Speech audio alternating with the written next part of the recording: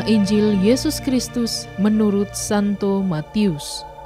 Dimuliakanlah Tuhan. Kamu telah mendengar firman, kasihilah sesamamu manusia dan bencilah musuhmu. Tapi aku berkata kepadamu, kasihilah musuhmu dan berdoalah bagi mereka yang menganiaya kamu. Amin, Guru. Karena dengan demikianlah kamu menjadi anak-anak Bapamu yang di sorga, yang menerbitkan matahari bagi orang yang jahat dan orang yang baik, dan menurunkan hujan bagi orang-orang benar dan orang-orang yang tidak benar. Apabila kamu mengasihi orang yang mengasihi kamu, apakah upahmu? Bukankah pemungut cukai juga berbuat demikian? Dan apabila kamu hanya memberi salam kepada saudara-saudaramu saja, apakah lebihnya daripada perbuatan orang lain?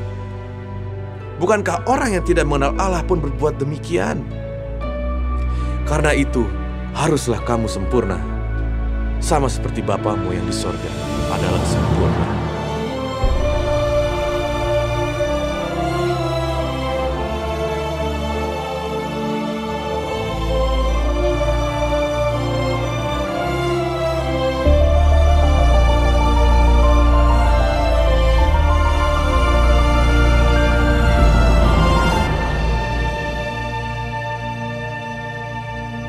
Demikianlah Injil Tuhan.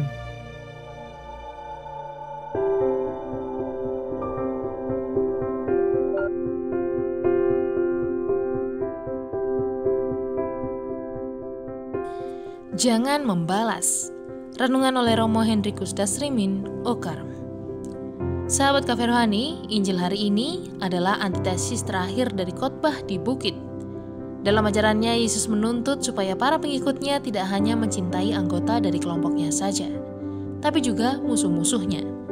Yesus ingin membarui hukum lama yang hanya mengajarkan seseorang mengasihi sesama, tapi membenci musuhnya. Hukum baru dari Yesus adalah mengasihi musuh dan berdoa bagi mereka. Tuntutan baru dari Yesus ini tidak berdasar pada kodrat manusiawi, tapi pada kodrat Allah sendiri. Allah telah menjadi contoh bagi kita. Ia membuat matahari terbit untuk orang yang baik maupun orang yang jahat. Hal yang sama telah ditunjukkan juga oleh putranya. Sebelum akhir hidupnya di atas salib, Yesus masih mengajarkan keutamaan Kristiani ini. Sebagai murid Kristus, kita pun diajak untuk melakukan hal yang sama. Para murid Kristus tidak bisa membatasi perbuatan kasih hanya kepada orang yang sekelompok atau yang cocok dengan kita.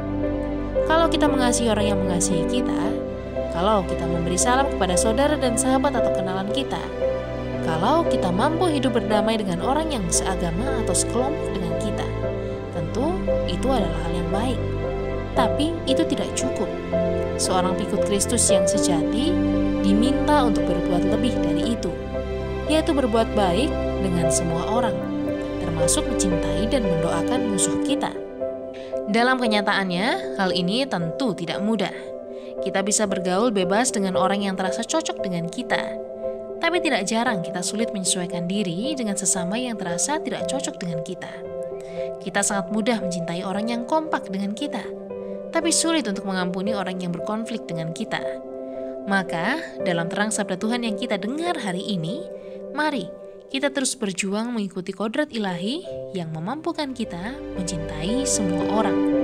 Selamat menikmati menu hari ini.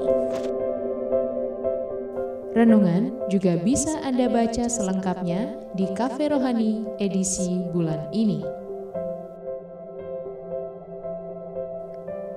Dengarkan juga renungan ini di radio.karmelindomedia.com.